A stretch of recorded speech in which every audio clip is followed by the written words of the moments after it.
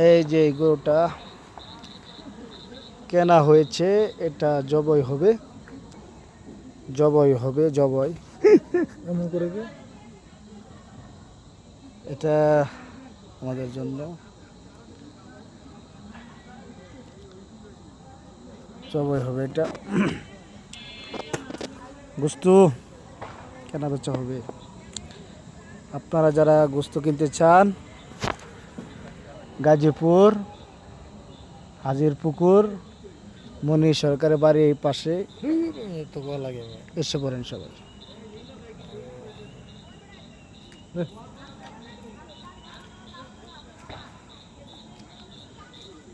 অবলা প্রাণী